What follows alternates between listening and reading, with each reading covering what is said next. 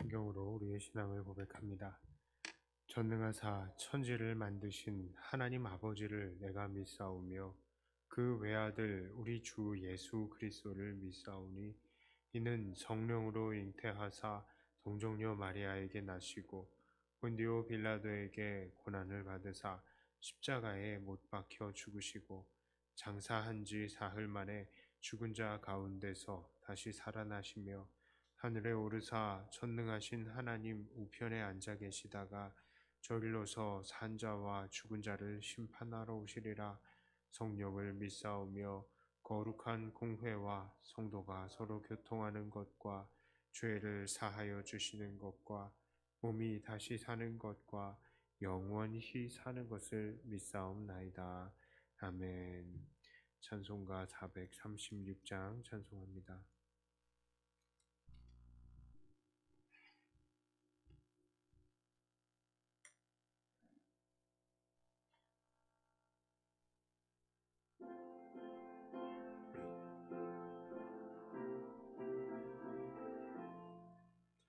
나 이제 주님의 새 생명 얻은 몸 옛것은 지나고 새 사람이로다. 이 생명 내 맘에 강같이 흐르고 이 사랑 내게서 해같이 빛난다. 영생을 누리며 주 안에 살리라. 오늘도 내일도 주 함께 살리라. 주 안에 감추인 새 생명 얻으니 이전에 좋던 것 이제는 값없다.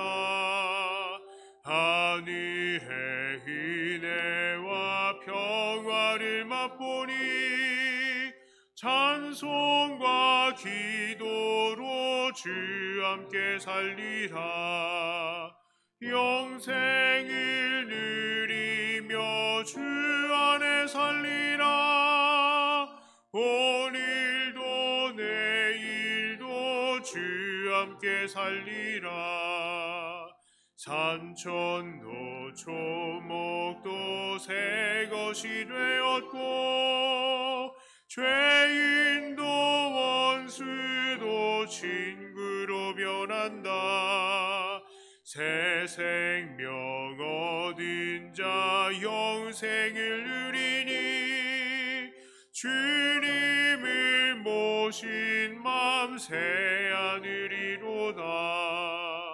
영생을 누리며 주 안에 살리라. 오늘도 내일도 주 함께 살리라.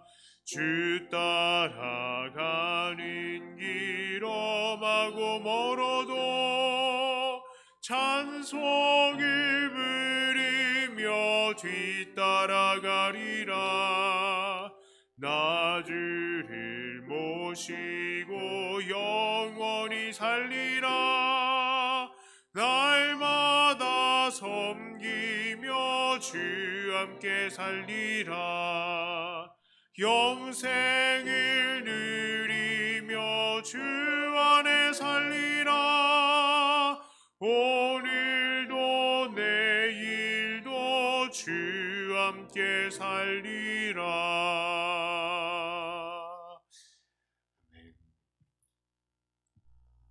하나님 말씀은 예레미야 25장 1절부터 11절까지의 말씀입니다. 예레미야 25장 1절부터 25장 1절부터 11절까지의 말씀입니다.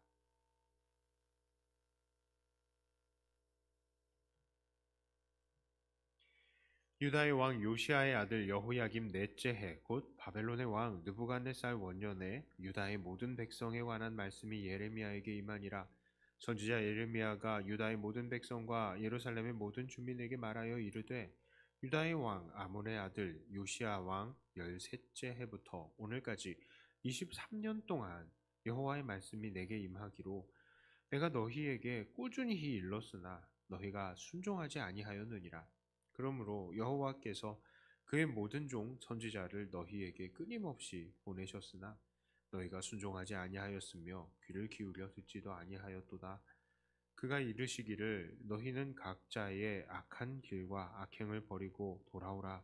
그리하면 나 여호와가 너희와 너희 조상들에게 영원부터 영원까지 준 그 땅에 살리라. 너희는 다른 신을 따라다니며 섬기거나 경배하지 말며 너희 손으로 만든 것으로서 나의 노여움을 일으키지 말라. 그리하면 내가 너희를 해하지 아니하리라 하였으나 너희가 내 말을 순종하지 아니하고 너희 손으로 만든 것으로서 나의 노여움을 일으켜 스스로 해하였느니라. 여호와의 말씀이니라. 그러므로 만군의 여호와께서 이와 같이 말씀하시니라. 너희가 내 말을 듣지 아니하였느니라. 보라, 내가 북쪽 모든 종족과 내 종 바벨론의 왕 느부갓네살을 불러다가 이 땅과 그 주민과 사방 모든 나라를 쳐서 진멸하여 그들을 놀램과 비웃음거리가 되게 하며 땅으로 영원한 폐허가 되게 할 것이라. 여호와의 말씀이니라. 내가 그들 중에서 기뻐하는 소리와 즐거워하는 소리와 신랑의 소리와 신부의 소리와 맷돌 소리와 등불빛이 끊어지게 하리니 이 모든 땅이 폐허가 되어 놀랄 일이 될 것이며 이 민족들은 70년 동안 바벨론의 왕을 섬기리라. 아멘.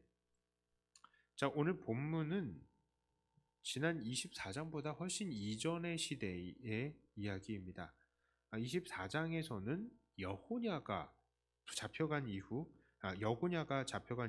시드기야의 시절에 받았던 예언이 24절의 말씀입니다. 그런데 오늘 본문은 여고냐의 아버지 여호야김의 넷째 해인 것입니다. 자, 예레미야가 이렇게 시드기야의 시기에 대해서 기록하다가 갑자기 여호야김의 때를 기록하는 이유는 바로 시드기야의 때에 당한 재앙의 이유가 바로 여호야김의 때에 있었기 때문입니다.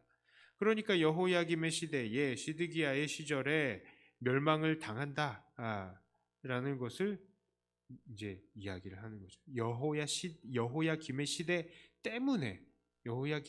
때문에 시드기야 시절에 멸망을 당한다라는 이야기인 거예요.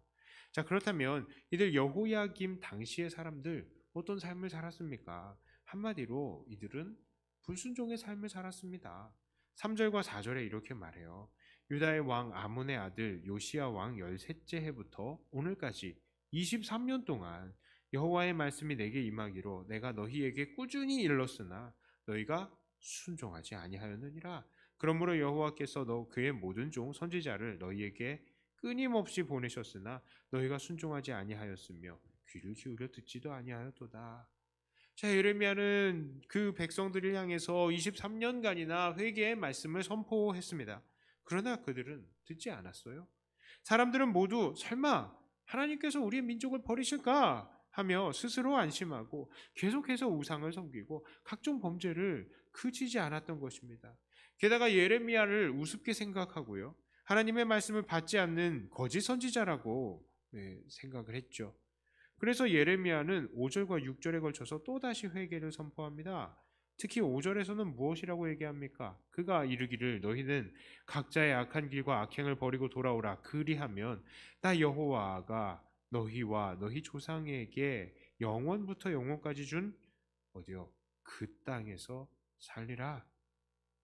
그렇습니다. 하나님께서는요, 한 번에 이들 이스라엘 사람들의 패망을 결정하시고 너희들 이제 바벨론으로 끌려간다. 그걸 한 번에 예언하신 게 아니에요. 회개하고 하나님께 돌아오지 않으면 하나님께서 이들 조상들에게 주신 땅에서 돌아오기만 하면 너희들 그냥 이 땅에서 영원히 살게 해줄게. 그렇게 말씀을 하셨어요. 계속해서 회개해. 빨리 회개해. 그러면 여기서 그냥 계속 살게 해줄게. 얼마 동안요? 적어도 예레미야 활동하는 23년 동안 예레미야가 계속 그렇게 해왔다고요. 그러나 이들은 끝까지 순종하지 않았던 것입니다. 그래서 하나님께서는 그들에게 멸망을 선포하시고 이들이 바벨론으로 끌려갈 것을 예언하신 것입니다. 그래서 11절에 이렇게 말씀하시죠. 이 모든 땅이 폐허가 되어 놀랄 일이 될 것이며 이 민족들은 70년 동안 바벨론의 왕을 섬기리라. 그렇습니다. 이들은 정말로 지독히도 회개하지 않는 거예요. 예레미야가 23년을 한결같이 회개를 선포하였지만 그들은 끄떡도 하지 않는 것입니다. 회개하면 그 땅에서 영원히 살게 해주시겠다는 하나님의 말씀에도 회개하지 않았어요. 그래서 그들은 결국 그 땅에서 쫓겨나 70년의 포로 생활이라는 그 심판을 받은 것입니다. 그런데 이들은 예레미야의 이런 무시무시한 심판을 들었음에도 불구하고 하나님께 회개하지 않아서 그런 심판의 그 예언을 확정하게 만 것이에요. 예언을.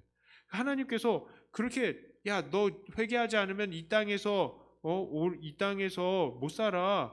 이렇게 말을 선포했잖아요. 그런데 그 말을 선포하게 됐을 조차도 회개하지 않아서 그냥 이 예언이 확정이 되게 된 거예요.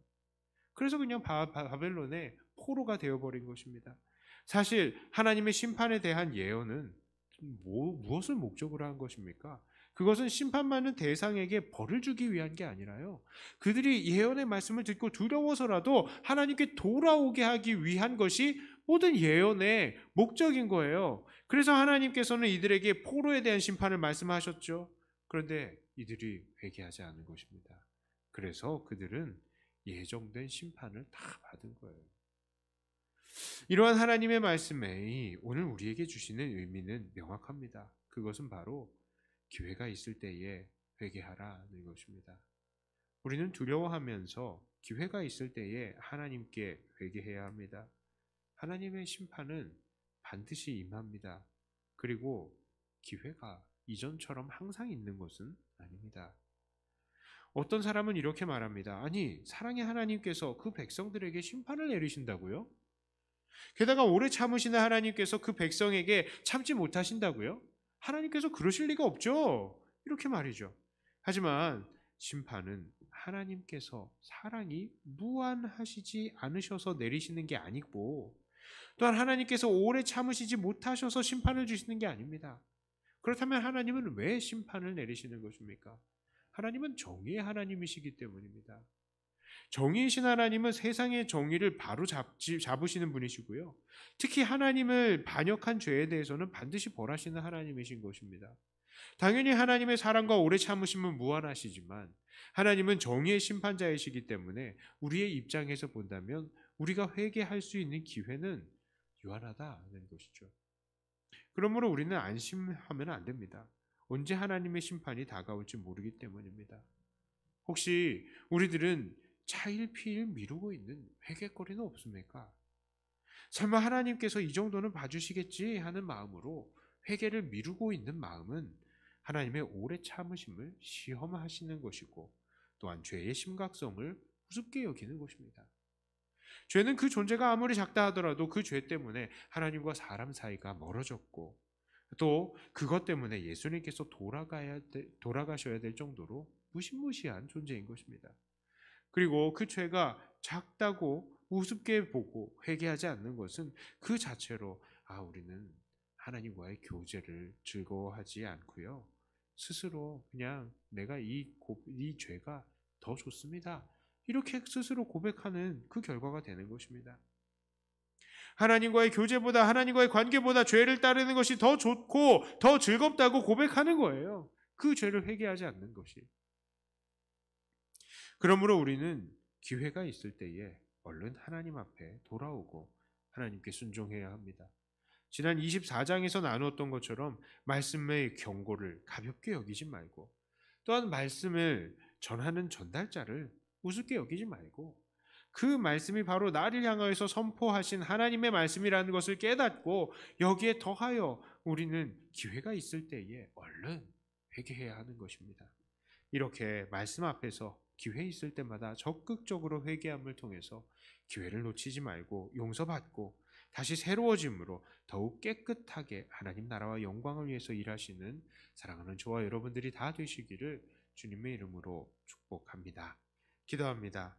하나님, 사랑이 무한하신 하나님, 공의로우신 하나님, 사랑하신 하나님, 죄인들을 멸하시고 하나님의 사랑의 대상자들을 더 무한히 사랑을 베푸시기 위하여 이렇게 심판을 명하시는 것, 심판을 행하시는 것을 우리는 하나님 앞에 또 다시 깨닫습니다.